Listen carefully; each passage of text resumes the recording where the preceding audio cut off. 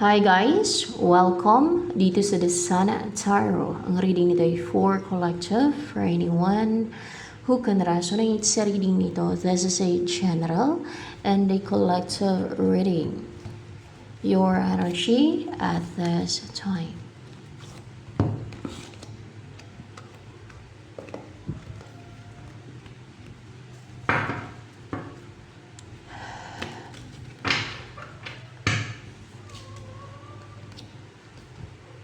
Eight of Cups, ikaw tumatalikod, lumalayo.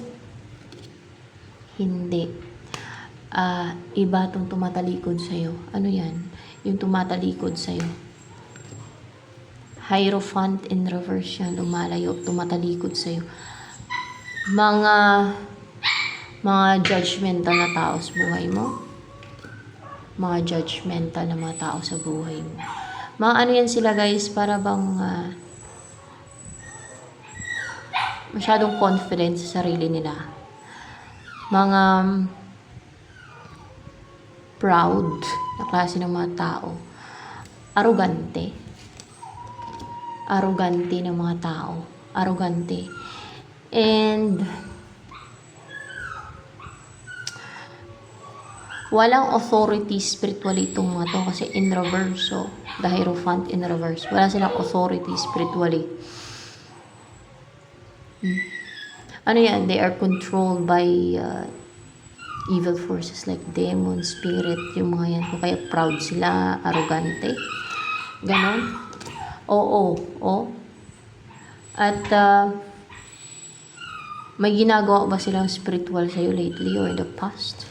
There is. Kaya merong the high priestess dito. Bakit ko natanong? Kasi may high priestess na lumabas. Okay, tinanong ko kung may ginagawa silang spiritual sa'yo at meron pang high. Dali yan. Dan. Tayo ka, ate. Huwag ka lumapit kay Tim-Tim. May anak ha. Baka wayo ka ni Tim-Tim. Ayan. Tumatalikod, lumalayo, umiiwas. O tumatalikod sila, lumalayo. Because you have the authority spiritually. Yes. And naputol na yung mga ginagawa nila sa iyo na deceit, scheme, evil. Ayan o, naputol. Parang nabigyan ng hustisya. May naputol. Yung ginagawa nilang witchcraft, spiritual sa iyo, mga ganun na spiritual yan, witchcraft yan kadalasan. Yan naputol, kaya lumalayo sila. Parang naputol yung mga spiritual, yung mga kakayanan nila sa spiritual, gano'n. Naputol. Oo, naputol yung mga kakayanan nila sa spiritual, yung mga ginagawa nila ng mga ka-evilan, no, against you and against sa iba. Ayan, naputol daw. Dahil naputol, nahinto. Hindi na sila makapang-atake sa iyo, hindi na sila makapang-harm sa iyo, hindi na sila makagawa ng mga deceit, scheme against you, and witchcraft, gano'n. Kaya lumalayo. These were proud people, proud, arrogant, no? Mga gano'n. Confident, masyadong mapagmataas. Yan.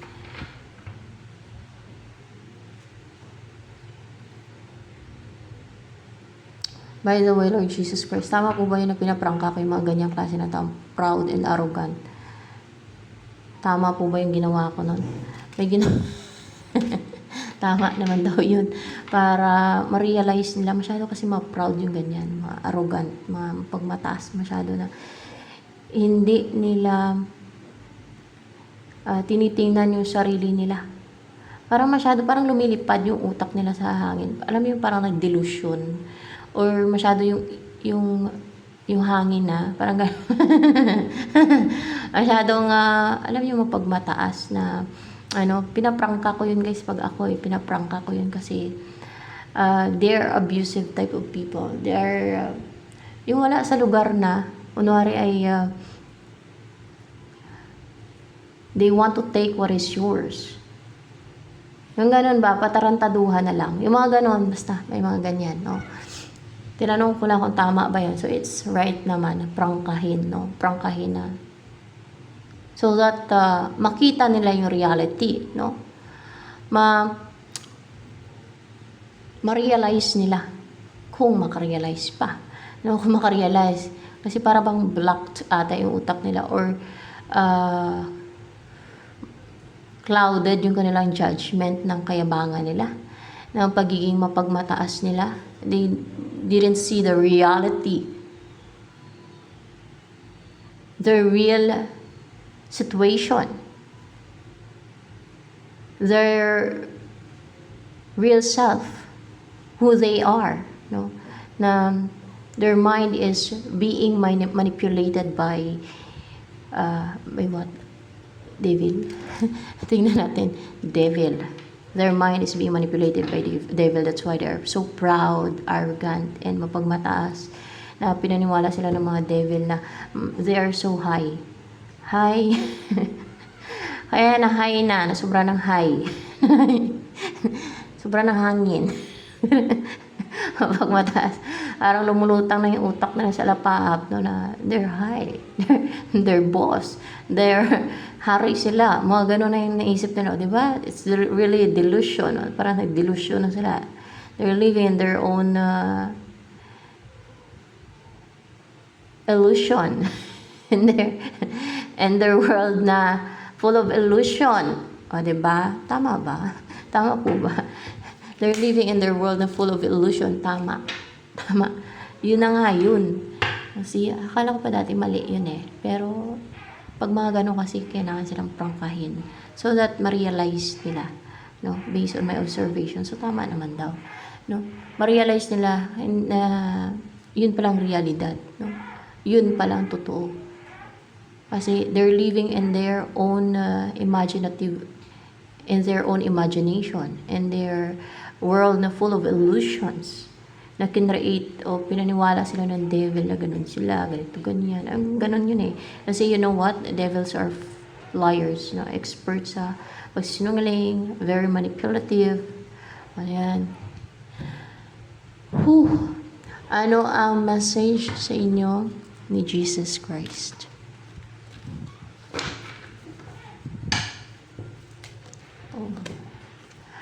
Do some research. You need more information about this situation. Look into it further before proceeding.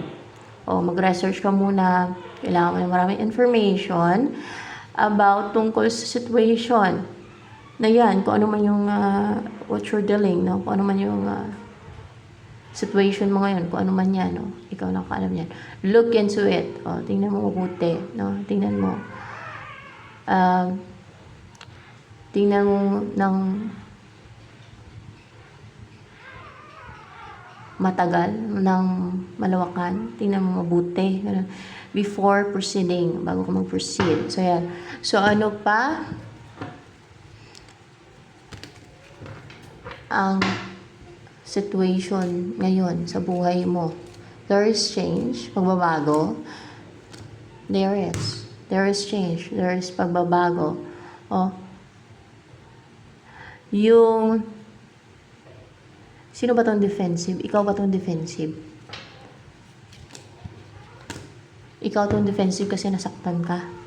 Ikaw tong guarded kasi nasaktan ka. Defensive ka kasi nasaktan ka. Pero there is a union sa inyo ng person na defensive ka. Magkakaroon ng union sa inyo. Yun ba yun? Yes, siya na nga yan. Yung magkakaroon ng union sa inyo, defensive ka sa kanya. Yung person na defensive ka sa kanya, magkakaroon ng union sa inyo. Ayan. Union as in ma-unite kayo, magkaroon ng reconciliation, balance.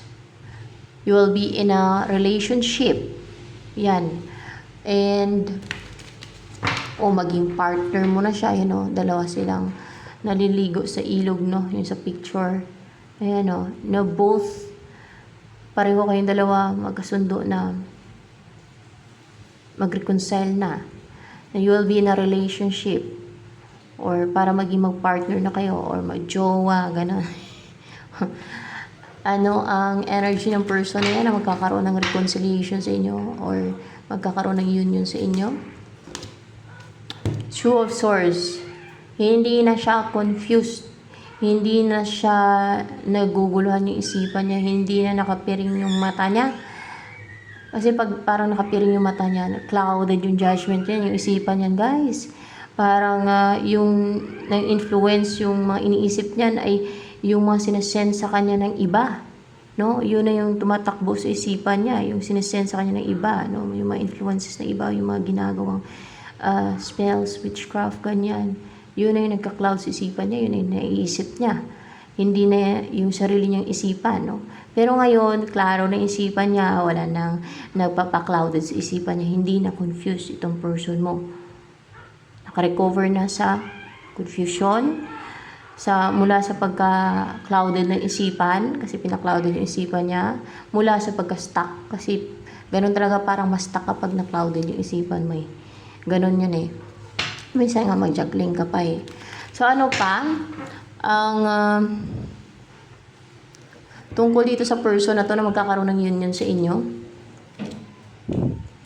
Nine of Pentacles, kasi hindi na siya stuck, hindi na confused, and hindi na clouded yung isipan niya and yung judgment niya. Abi, ano plangga? Usog mo na plangga, kaya chinilas ko. Bebe. Ba't siya kasi chinilas ko? Usapin mo na. Doon na.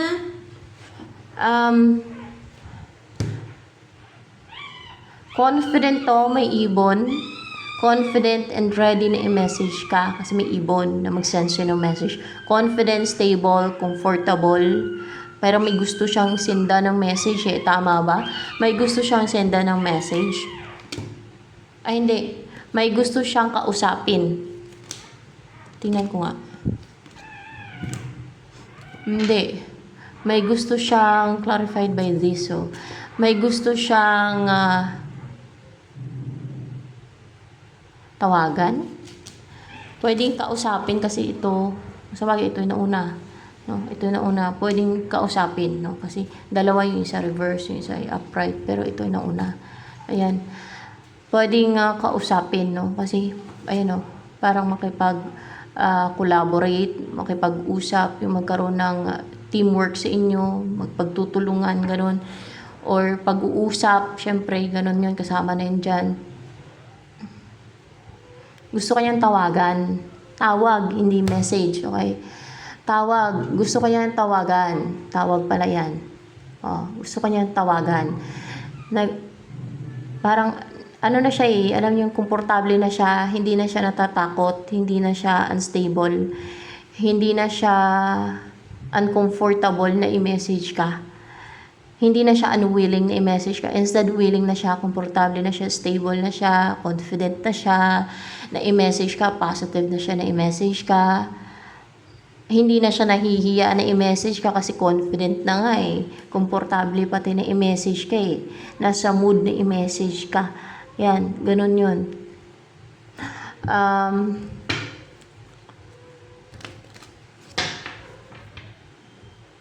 Pwedeng komportable yung buhay ng person na to ngayon kasi energy sa energy niya yan eh. Confidence, stable yun na, nasabi ko na. Anong feeling sa'yo ng person na yun na magkakaroon ng union sa inyo?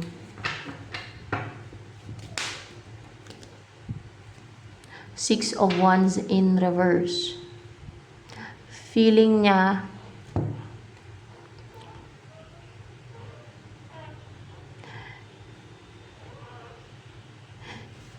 hindi magtatagumpay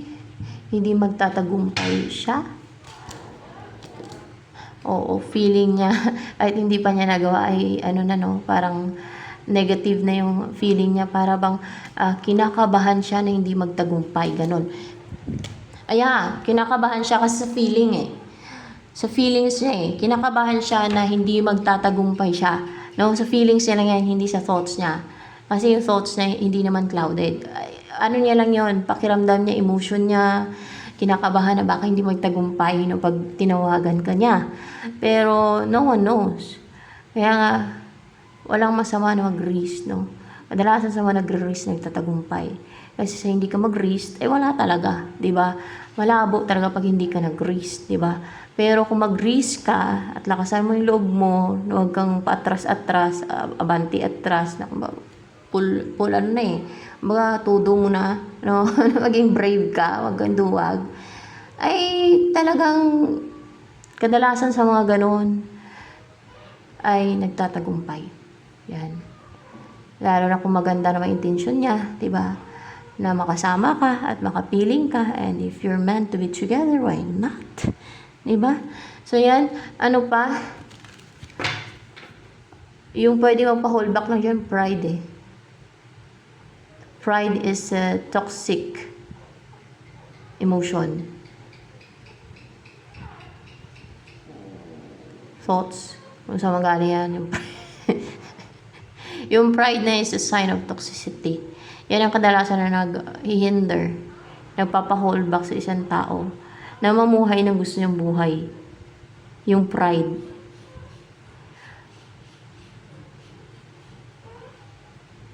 Yan ang taglay ng mga taong mayayabang at mapagmataas. Pride.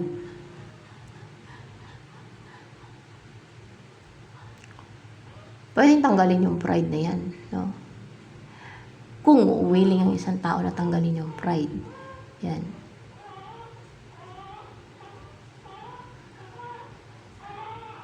So, ayan. Ano ba ang iniisip ngayon ng person na to na magkakaroon ng union sa inyo? Anong iniisip niya ngayon? Iniisip ka ba niya ngayon ng person na yun na magkakaroon ng union sa inyo? Upright ba to na bangga eh? Iniisip ka niya ngayon. And yes, iniisip ka niya ngayon. Tama. Na ma-unite kayo. Kasi hindi na clouded yung isipan niya. Hindi na siya confused. Ayan. Iniisip niyang ikaw talaga ang choice niya. Ikaw yung mahal niya. Ikaw yung gusto niya makasama. Na merong deep soul connection kayong dalawa na your connection is divinely guided. Lovers. Ano pa iniisip niya ngayon? Habang iniisip ka niya. Sana. Upright ba yan? Yeah, it's upright. The sana.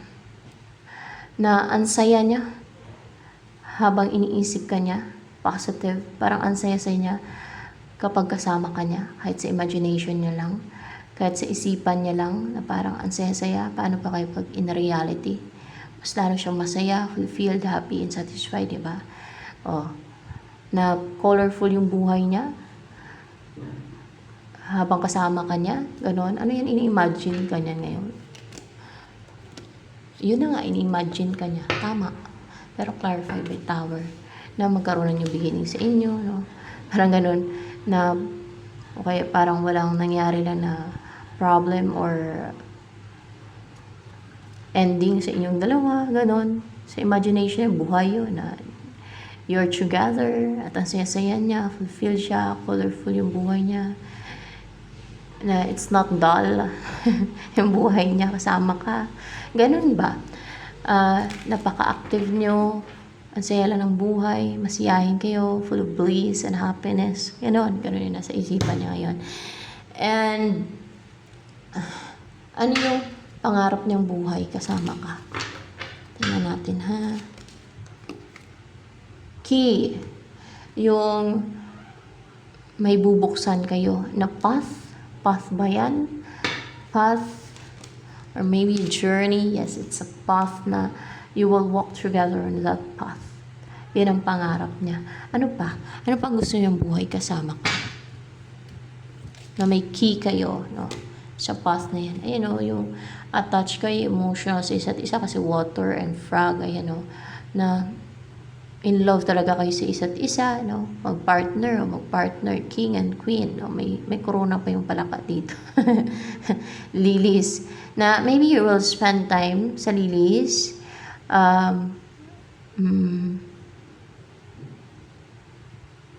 O yung gusto niya yung sasakay kayo sa lilis. Meron kasing lili na ano eh, pwede kang makasakay dyan eh. Pwede kang pumatong. Yun ang gusto niya. Papatong ka sa lilis palagi. Ganun ba yon?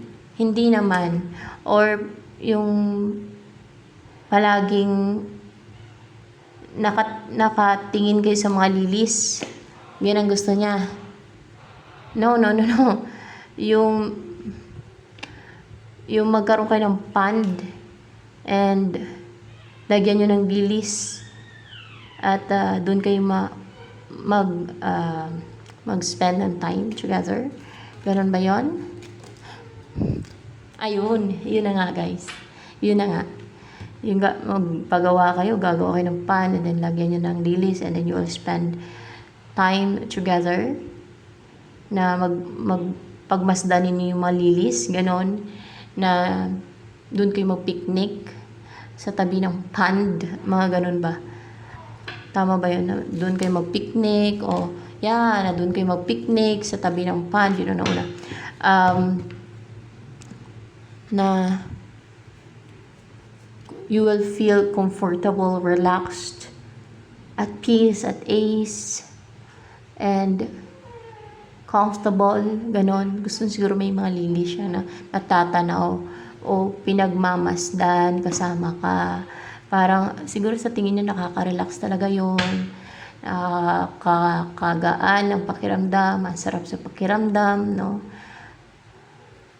Lilies. Parang water lily. Parang hindi naman makain yung water lily. Ewan ko lang yung lily na to, na ganitong klase yun. Yung malapad na pwede nga doon pumatong kahit tao, kahit bata eh. Mapalaka doon pumapatong eh. Merong ganong lily. Parang ganitong klase to. Malalaki pa nga yun. Yung dahon yun eh. Ewan ko makain niya. Maganda yung ano guys, yung lotus. Kasi makakain mo lahat ng parte, pati yung parang ano siya, parang gabi din. Yung ugat niya, yung roots niya, nakakain. Yung bulaklak, yung seeds, nakakain. Dahon lang ata hindi makain. Yun ang maganda yung makain mo. Kaysa sa hindi mo makain. Pero yan ang gusto niya, lilis. Ganun. So yan. Gabi. Makain mo talaga gabi. Ang sarap pa. Lalo na yung laman ng gabi. Ay, ang sarap. Lalo na yung malagkit-lagkit. Gataan mo.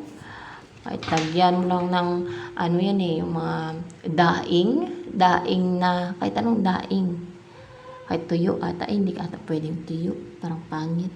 Ano, yung daing talaga guys. Daing na mga pinakas kung tawagin sa amin.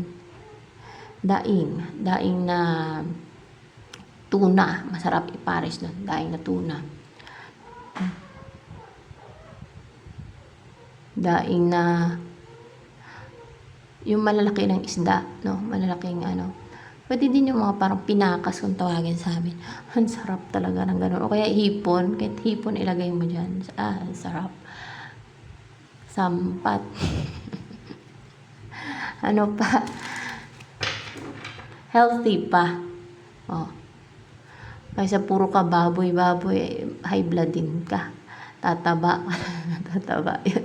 Kahit papakin. Anong papakin? Healthy yun. No?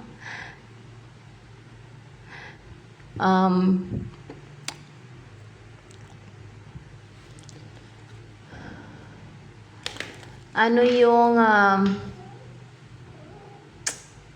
kaya ako gusto ko dun sa ano eh, Dumaguete para makapag-tanim ako dun ng mga gabi. Dito kasi maliit ang space dito, hindi pang dahon-dahon lang, pang gulay na dahon lang. Pero may mga gabi na doon, kaso lang konti, hindi ganun kadami. Iba talaga yung tinanim, parang mga nabuhay lang ba sa mga sapa-sapa, mga ganun. Iba talaga yung tinanim talaga na maganda yung green eh. Green, violet, malagkit yun guys. Yung green, parang apple green yung color nun. Yung laman nun. Aba, may yellow din. Iba-iba. May parang pula din. Merong purple din. Yung purple tsaka yung green yun talaga masarap guys. Na gabi. Oh, tatakam ako sa gabi. Wala kasing gabi dito na yung may ugat niya, yung ano yung root niya, yung laman talaga, yun ang masarap gataan. Ano pa ang gusto niyang mangyari sa inyo ng person na yan na magkakaroon ng union sa inyong dalawa, kasi hindi na yung clouded yung isipan yun eh. Magkaroon ng movement at mabilis na action, no? Ang siya ba ang mag-take na action agad? Yun ang gusto niya? Siya. Interesado siya na mag-take na action agad, So yan. Yan, interesado mag-take na action agad, Kung safe na ba, kung okay na ba, kung pwede na. Parang tinitesting niya kung pwede na ba. Interesado nga siyang mag-take na ng action agad. Na tawagan ka, hindi pa message. Tawag, no? Kausapin ka through tawag. So yan. Anong gustong sabihin sa'yo ng person na yun magkakaroon ng union sa inyo? Three of Pentacles and Ace of Wands. Kung merong harang, hadlang, blockage, like katulad nito na parang tumayo, no? O sumulpot dito sa gitna ng mga bulaklak na may nakaharang na bulaklak, no? Ayun, natakpan ng bulaklak. So, ganun. Na parang obstacle yun eh. Parang obstacles, challenges, no? There are challenges and obstacles, no? Na kailangan niya malagpasan. Kailangan niya hindi lang malagpasan, hindi ma-overcome, no? At mapagtagumpayan, ayan, no? Na malusutan yung mga challenges and blockage na yan and mga obstacles para makausap ka, magkaroon ng teamwork sa inyong dalawa, pag-uusap, pagtutulungan, ayan,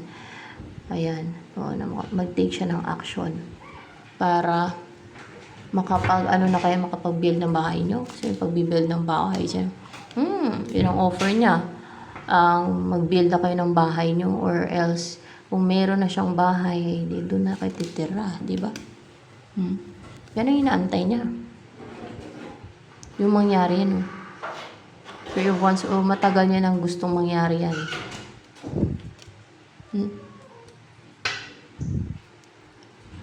Yung, siya na yung may control sa buhay niya, yung hindi na siya namamanipula, hindi na siya napipigilan, hindi na yung iba ang dominate or kumukontrol sa isipan niya, na yung energy niya is powerful, strong, at hindi na ma-manipulate, hindi na siya makontrol, hindi na siya ma-direct ba, ma-restrict ng iba. Na pag gusto niya, gagawin niya talaga. So, dapat ganun nga siya. Hindi yung magpapigil siya sa iba. Dahil lang sa mga sabi-sabi ng iba. Siyempre, yung iba mga manipulate yan kasi ayaw nilang maging masaya. Kayo ng person mo. Yung iba ay, kasi hindi lahat ng tao ay gustong maging masaya ang iba. Marami ang ayaw na maging masaya ang iba. Dahil yun ang realidad sa mundong to. Ang umiiral kasi sa ibang tao ay inggit, insecurities nila. So, ang gagawin nila mag-manipulate. Kaya, para lang hindi magkatuluyan yung dalawang magjowa o yung dalawang person kasi ayaw nila maging masaya. Ang dalawang tao na yun. Kaya nga ang daming nasa impyerno kasi madaming manipulative, madaming gusto ng control, nakontrolin ang buhay ng iba, madaming gumagawa ng witchcraft. Sargi din ko kanina. Kagabi ba yan? Ewan ko. Kagabi, tsaka kanina din, meron din yun eh.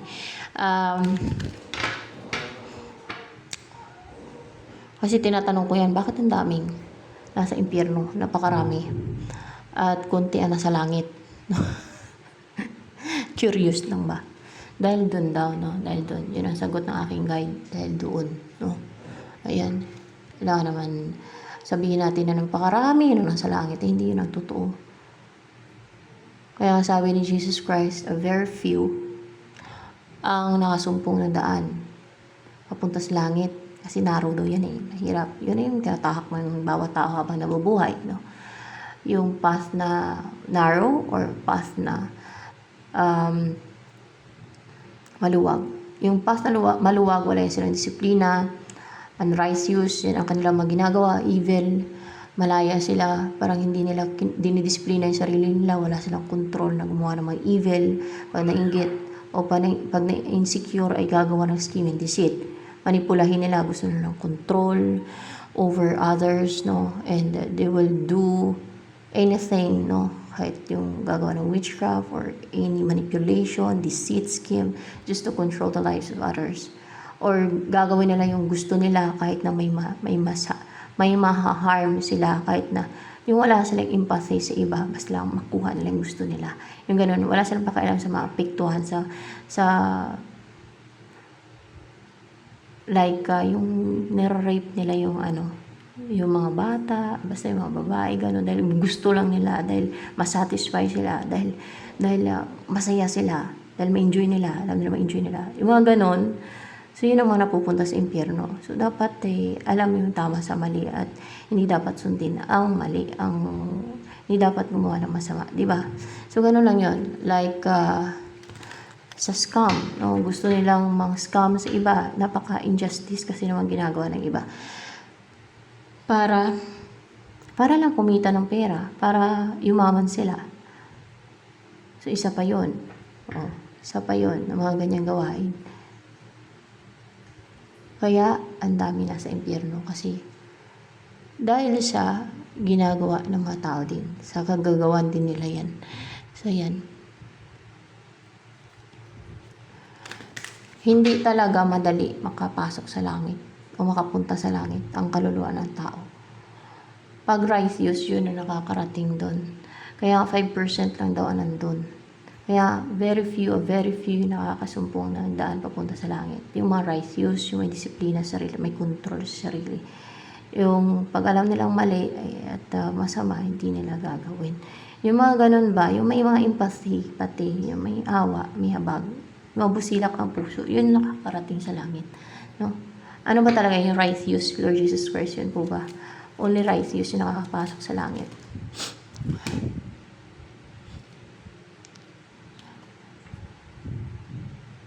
Righteous, mga righteous na mga tao. Pati din yung mga busilak ang puso at may mga empathy, yun din na nakapasok sa langit.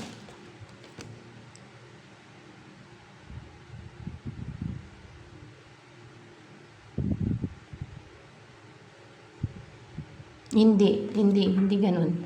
Kumbaga, dapat righteous or mabuti yung mga gawa mo, ganun, mabuti ang gawa mo. Oo, dapat mabuti ang gawa mo daw. Mabuti ang gawa mo, hindi lang dapat yung may empathy ka kasi or yung busilak ang puso mo, paano kung yung gawa mo, 'di ba? Ay evil din. Ganon. Righteous and mabuti yung mga gawa mo, makapasok sa langit, diba? Stricto, ganun talaga daw doon, stricto. Kaya sabi ng pare, kung bukas daw ay mamatay na siya, kung sa langit siya mapupunta, ay gustong gusto niya, kaysa sa mabuhay pa siya na patuloy siya mabuhay, na baka matempa siya ng devil na gumawa ng kasalanan, no? Napanood ko lang yung sa YouTube at baka mapunta pa siya sa impyerno. Kasi nagtitempt na yung mga devil na yan para mapunta sa impyerno ang kaluluwa ng mga tao. Para makarami sila ng mga kaluluwa na madala doon. Ayan. Kasi mahirap talaga makapasok sa langit. Sabi ng kahit mga pare, alam nila yan. Yun ang totoo Sabihin naman ng mga evildoers, ay, nananakot lang. Hindi yan pananakot, guys. Yan ay totoo. Ba't naman ako manakot? Ano mo pala ako sa pananakot? Diba? And, kung ano lang yung totoo, no?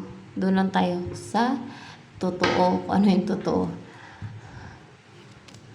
Mga good yung kanilang ginagawa na niiwasan nila yung paggawa ng evil at masama. Yun ang dapat na gawin, no? Para makapasok din sa langit. Ayan. sa mga gustong makapasok sa langit, sa mga gustong mas safe, no? Yun ang dapat gawin. Ang hindi lang gumawa ng mabuti, kundi iwasan ang paggawa ng masama, evil. Huwag gumawa ng evil, masama. Sa gawa yan, hindi yan sa salita, kasi salita, ano lang yan guys parang pwedeng peke yung ilalabas ng bunganga, no? Pwedeng kasinungalingan, pwedeng lalo kung hilig magsinungaling o sanay sa pagsinungaling yung isang tao. Sa gawa talaga yan, kasi kung sa salita lang na wala sa gawa, wala yun, no? Nasa gawa yun. So ano pa?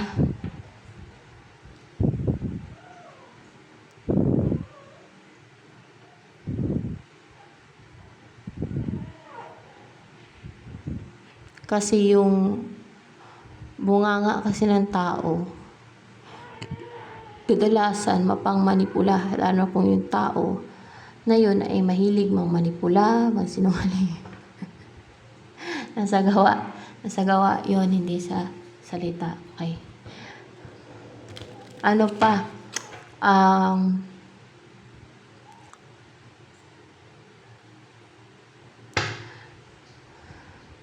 Next,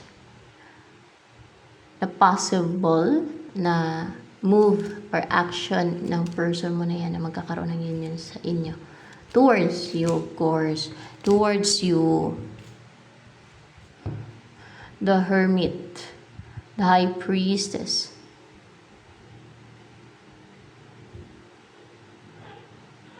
May gagawin to na spiritual.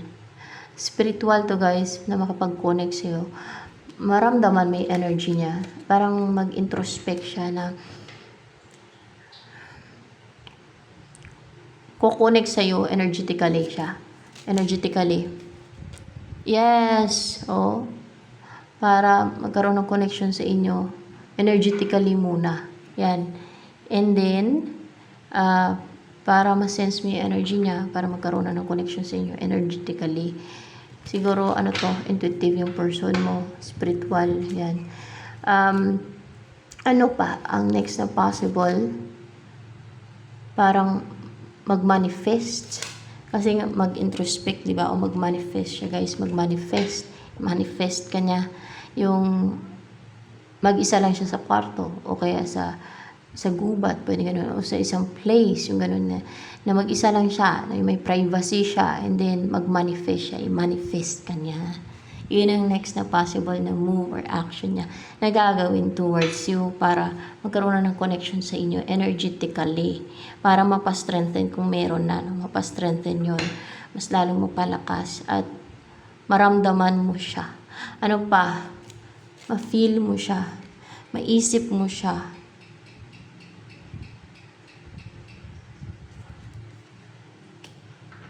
Para manghinayang ka sa kanya. Tama. Para panghinayangan mo siya. Tapos, ano ang next na possible na move or action ng person mo na yan towards you na magkakaroon ng union sa inyo? Magpakumbaba siya sa'yo. Yes, magpakumbaba yan sa'yo.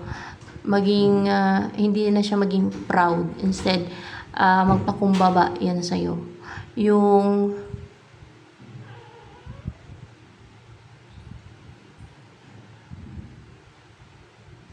more clarification with the strength in reverse here.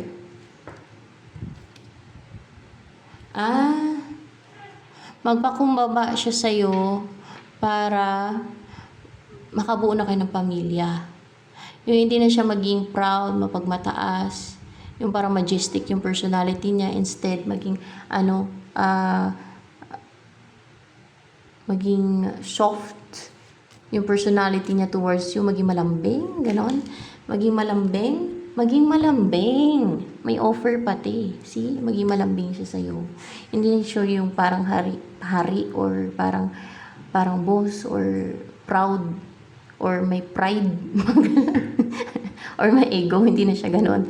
Instead, maging malambing siya sa'yo, may susuyo siya sa'yo, maging malambing, malambot, parang ganun, maging malambing. So, ayan. Ito na lamang. Ano bang gusto niya sabihin sa'yo ng person na yun na magkakaroon ng union sa inyo? Oh my gosh. Ay, upright ba tong Knight of Cups?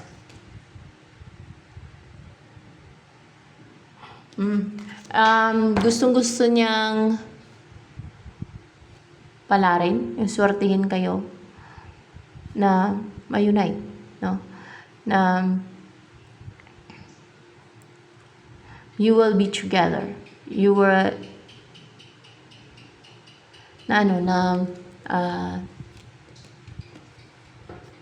you will end up together. Yes, you will end up together, and then gustong-gusto niyang ikaw yung itadhana sa kanya. Parang ganon. Oo, gustong-gusto niya na ikaw ang itadhana sa kanya. Pero yung nakatadhana kasi, ay ano yan eh, kahit na hindi pa kayo pinanganak, nakatadhana na kayo. Yung ganun yung nakatadhana eh. Yung hindi pa kayo fetus or dugo sa sinapupunan ng nanay nyo ay nakatadhana na kayo. Kasi meron kayong mission na nagagawin together or may purpose yan kung bakit kayo nakatadhana. So, ano pang gustong sabihin sa iyo ng person na yan na magkakaroon ng union sa inyo? 8 of Wands, the Fool. Magte-take siya ng risk o magte-take siya ng leap of faith, maging fearless daw siya, na kontakin ka. Or, contact ba to? Tatawagan ba yan? Yeah, tatawagan ka. Tama, tatawagan. Pwede din na, pwede din to na puntahan ka. travel. Kasi pwede din hindi, tatawagan ka muna din. So, ayan, ito na lamang guys for collective